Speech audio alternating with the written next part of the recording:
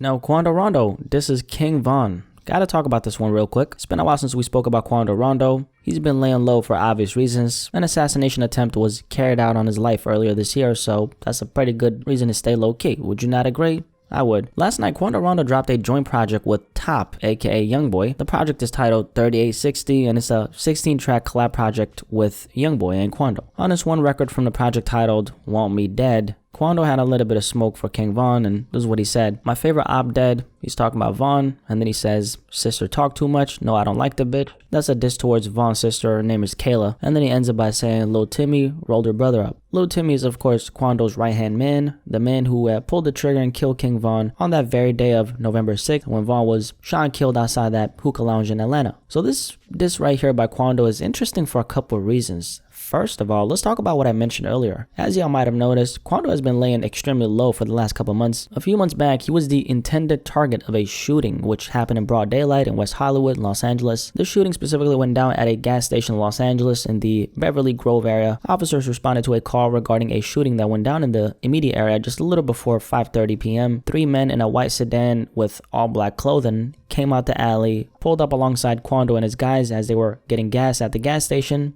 jumped out the car, and started popping off shots at the black Cadillac Escalade they were in. Quando Rondo and his guys then frantically, in a state of panic, drove off the scene and ended up near an intersection close to the area, and that's when someone called the police. One of Quando's friends, 23-year-old Lil Pab, ended up getting hit and suffered from multiple gunshot wounds. Lil Pab was transported to a hospital nearby, but was unfortunately pronounced dead. Just 24 hours before this assassination attempt on his life, which resulted in his friend dying, another one of Quando's affiliates was shot and killed in his hometown of Savannah, Georgia. Shortly after midnight on August 18, the Savannah police responded to a report of a shooting that went down on West 38th Street in Savannah, Georgia. 22-year-old Phoenix Odom, also known as Fendi, has suffered from multiple gunshot wounds. Fendi was unfortunately pronounced dead at the scene. So in less than 48 hours, Quando had officially lost two of his friends to gun violence. On top of that, he was the intended target for that particular shooting that ended up killing Lil Pap. In early September, a couple months ago, after the loss of both of his friends, Quando put up this Instagram story where he was laying down his flag.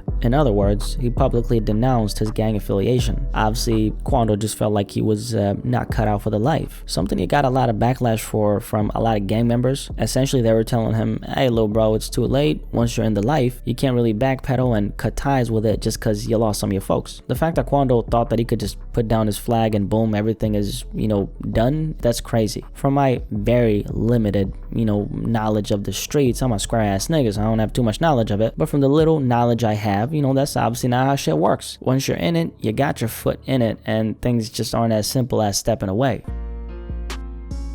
As for this King Von diss, I never blamed Quando Rondo for the situation that went down with King Von, which, eventually led to Von's death. We've talked about that situation before, but essentially an altercation went down between Quando's guys and Von's crew. That altercation ended with Von getting shot and killed. The crazy thing about Von's death is that whole situation could have been avoided. It was simply a matter of not engaging in this altercation, and Von would have been here today. Knowing Von, though, I think we all can say with confidence that Von's pride came into play, because Von was really not a willingly walk away kind of guy. Quando's mistake, I believe, was speaking on his death after the fact, especially considering the fact that he wasn't the one who pulled the trigger. And I remember when the news initially broke that Von had died, a lot of people were blaming Quando. He was initially the focal point of Von's death. A lot of people were pointing the finger at Quando. Eventually, when the real story had come out and when the surveillance footage was released, we did see that Von played a huge part in the cause of his own death. I think Von just jumped into a situation that he didn't really know would or could end like this. So I think pride really got the best of Von, and it's really foolish because his death was so avoidable. I mean, we're not talking about he's living his life and,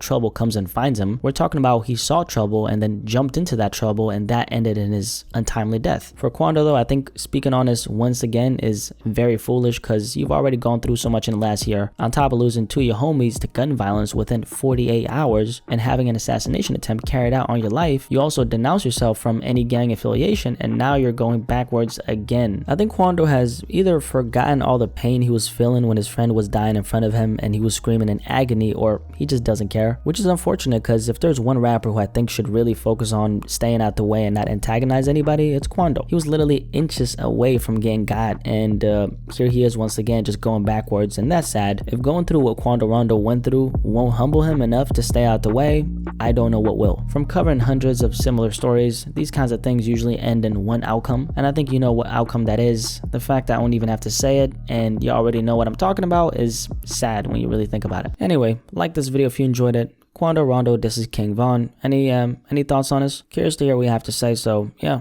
let me know, and I'm out this bit.